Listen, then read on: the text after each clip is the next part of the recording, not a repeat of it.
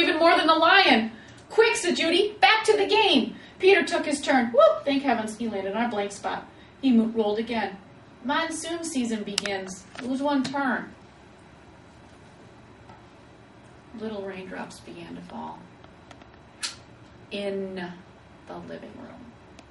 Then a roll of thunder shook the walls and scared the monkeys out of the kitchen. The rain began to fall in buckets as Judy took the dice. Guide gets lost. Lose one turn. The rain suddenly stopped. The children turned to see a man hunched over a map. Oh dear, I say, spot of bad luck now, he mumbled. Perhaps a left turn here and then? No, a right turn here. Yes, absolutely. I think a right turn. Or maybe... Excuse me, said Judy. But the guide just ignored her. Around here and over... No, over here and around this... Yes, good. But then... Judy shrugged her shoulders and handed the dice to Peter. Judy took her dice and landed on a blank space. Her brother took the dice and rolled a 3. Oh, no, he moaned. Volcano erupts. Go back 3 spaces. The room became warm and started to shake a little. Molten lava poured from the fireplace opening. It hit the water on the floor and the room filled with steam. Judy rolled the dice and moved ahead. Discover shortcut. Roll again.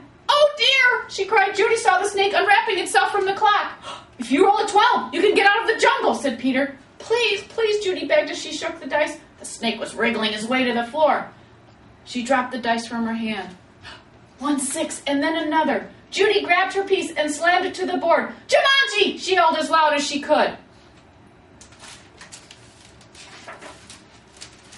The steam in the room became thicker and thicker. Judy could not even see Peter across the table. Then, as if all the doors and windows had been opened, a cool breeze cleared the steam from the room. Everything was just as it had been before the game. No monkeys, no guide, no water, no broken furniture, no snake, no lion roaring upstairs, and no rhinos.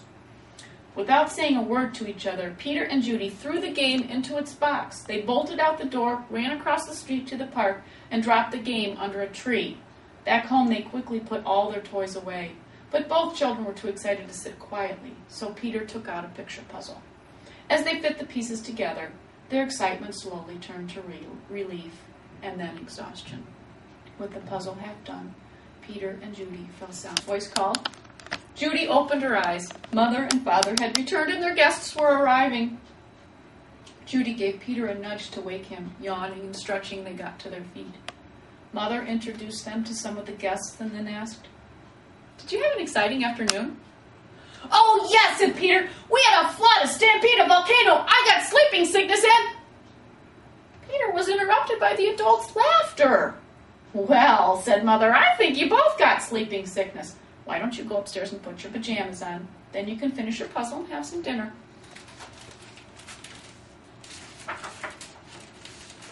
When Peter and Judy came back downstairs, they found that Father had moved the puzzle into the den. While the children were working on it, Mrs. Budwing brought them a tray of food. Such a hard puzzle, she said to the children. Daniel and Walter are always starting puzzles and never finishing them. Daniel and Walter were Mrs. Budwing's sons. They never read instructions either.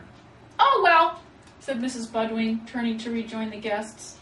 I guess they'll learn. Both children answered, I hope so. But they weren't looking at Mrs. Budwing. They were looking out the window. 2 boys were running through the park. It was Danny and Walter Budwing. And Danny had a long, thin box under his arm.